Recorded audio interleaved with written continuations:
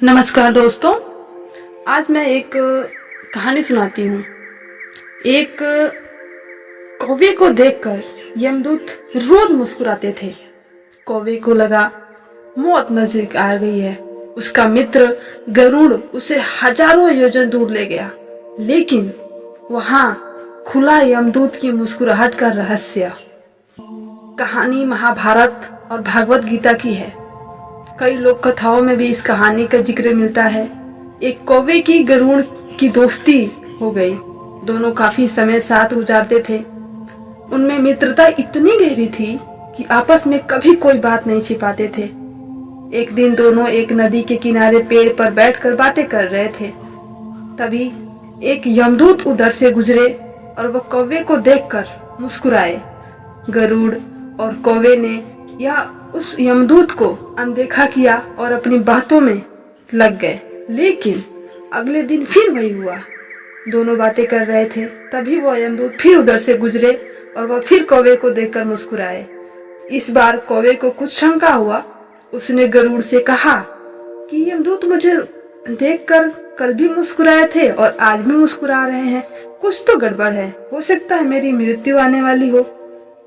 गरुड़ को लगा कि समस्या बहुत बड़ी है, ऐसा क्या किया जाए? यह संयोग है, तुम चिंता मत करो।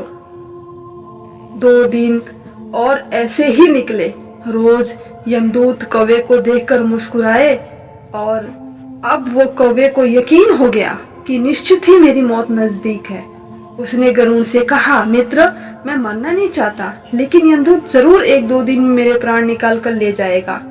ये रोज ही मुझे देखकर मुस्कुराते हैं।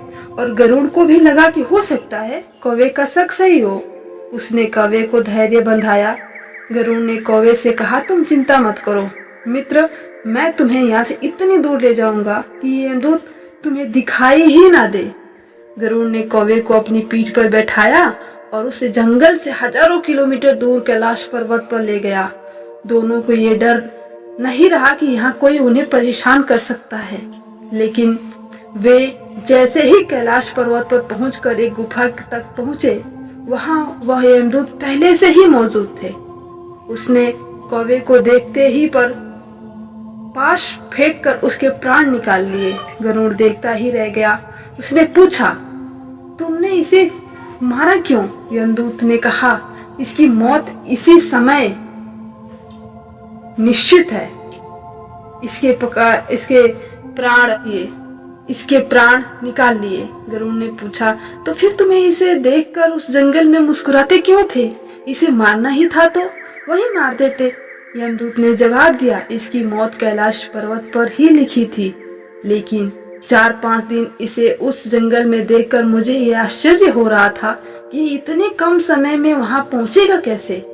लेकिन इसके पंख भी छोटे हैं और ये लंबी उड़ान भी नहीं भर सकता, तो हजारों योजना दूर कैलाश ये पहुंचेगा कैसे? यही सोचकर मैं रोज मुस्कुराकर गुजर जाया करता था। लेकिन भाग्य देखो, तुम इसके परम मित्र ही इसे यहाँ तक लेकर आए और इतने कम समय में ले आए। तो दोस्तों, कहानी की यह सीख है, जीवन और मृत्यु भाग्य की बात है। इससे कहीं भी नहीं छिपा जा सकता, कहीं भी नहीं बचा जा सकता। जब तक जिंदगी है तब तक आपको कोई मार नहीं सकता, लेकिन अगर मृत्यु निकट हो तो कोई कोशिश आपको बचा नहीं सकती।